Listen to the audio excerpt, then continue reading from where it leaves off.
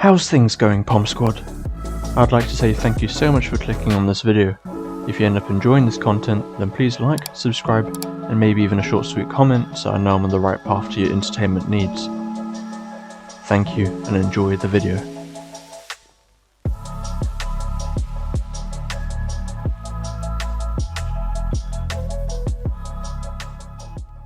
So I've got a little plan for this video, but seeing as I'm not a builder, this has a 99% chance of just completely failing. A while ago I played Assassin's Creed Odyssey, and it quickly became my favourite Assassin's Creed, with my long-time favourite being Black Flag. And there was a specific place in Odyssey that I fell in love with, Athens. And particularly the Parthenon.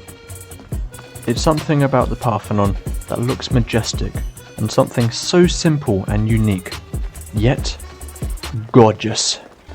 And due to it being a temple dedicated to Athena, who also happens to be the goddess of wisdom, I thought it'd be right to build a Parthenon as a trading hub filled with librarians.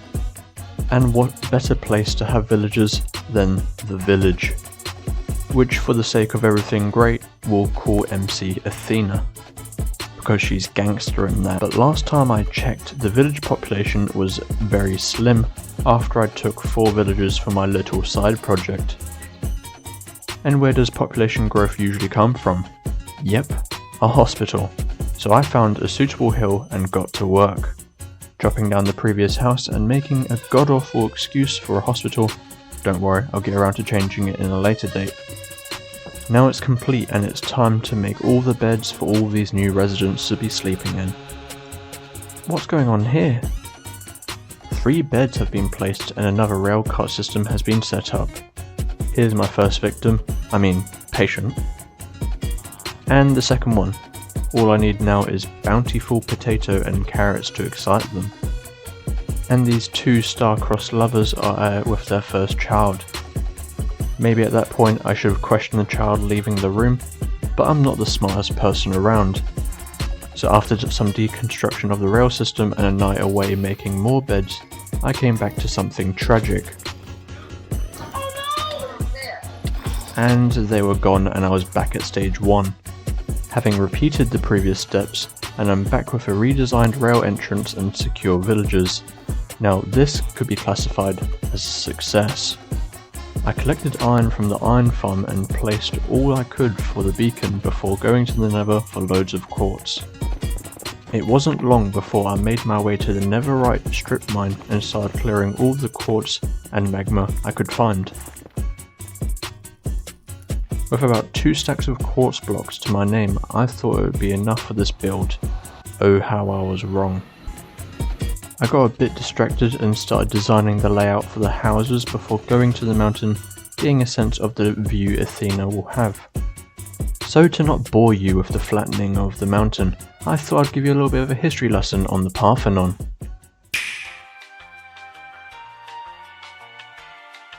It has 8 pillars at the front along with 17 pillars down the side. Don't worry, I counted. It didn't always look so derelict, and actually looked decent, somewhat like what can be seen in Assassin's Creed. It's a temple that is situated in the Athenian Acropolis in Greece and was dedicated to Athena, goddess of war and wisdom, some 2,400 years ago. The Parthenon was actually a replacement to a lesser significant temple that was destroyed during the Delian War against Persia 2,500 years ago. The Delian League later became the Athenian Empire, and around 2,000 years ago the Parthenon was replaced as a church to dedicate the Virgin Mary, later acquiring a bell tower and vaulted tombs, along with an entire decor of the church.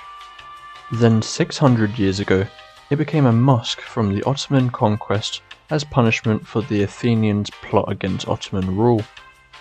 All the Christian decor was replaced and became a place of worship for another 200 years or so. But then, 400 years ago, the Republic of Venice fired a mortar directly at the Parthenon that, for some reason, was the holding facility for the majority of the Ottomans' gunpowder. Then, throughout the remaining years, it was looted for materials like marble and even valuable items like the crumbled body parts of Athena and her men. thank you for listening to my TED Talk. But back on the topic of Minecraft and that, this mountain is pretty much terraformed and beds need to be made for new residents for such a wonderful, soon-to-be city. But I looked at the schematics of only the pillars and came to the conclusion that my current amount of quartz just won't cut the pumpkin pie. Luckily for me, I had been making beds for the residents. But what's the point of beds when they don't even have homes? So I dug down and got to business because I thought it'd make sense to stumble across netherite whilst looking for quartz.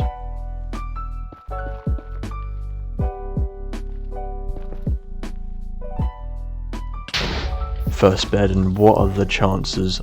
I'm so happy finding netherite, but it's not the intention for why I'm actually here. And with that all done, I was 5 stacks of quartz and ancient debris richer. Let's hope this is the last time I need to go for quartz.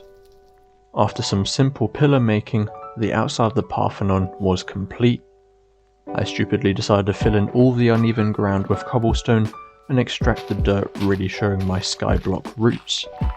But after some tedious block arrangement, it was to my current liking, and all your boy had to do was to lie it up. There's no audio in this next section because I was talking to a friend, but for the 3rd time I was yet again needing more quartz. Boy! So back to the nether I went, but changing my strategy, looking for as many of the exposed quartz I could find. A total of 45 minutes gave me enough quartz to start building the roof of the Parthenon. I literally thought that I would make my own rendition and place red concrete along with 2 armor stands. Very nice. The roof was so close to being built, and then this tiny little patch I just wanted to get more quartz, as I say that through gritted teeth. Method number 3, which is my most costly and least exciting, is piglin training. Trading. When I was trading with them, one of them got really jealous and tried to chef me up.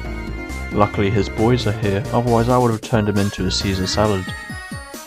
I don't really know if there was a language barrier, but they all got really angry and started dicing me up. Eventually I got tired of it and made my way out of their ends. Back at the base, I was only able to get 47 blocks. Now the roof was complete and the Parthenon looks amazing, sat on the cliff's edge. I can't wait for an entire city to encompass it. Next task is to populate said Temple of Wisdom with some very wise people. Librarians. A very tedious job, but after building an elaborate roller coaster, I started putting these librarians on signs and carpet. For those of you who don't know, signs and carpets make an entity virtually inanimate aside from the occasional spin.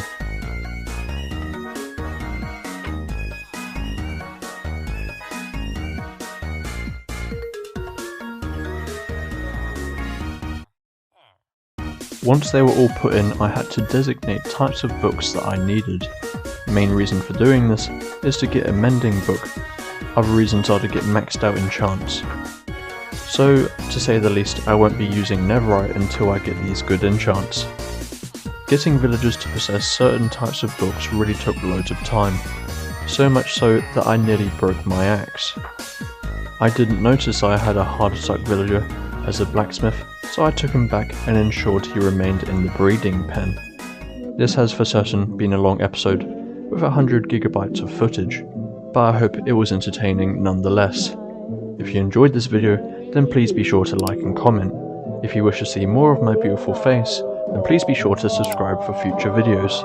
It's been your boy Pomegranate, and I'll catch you guys later.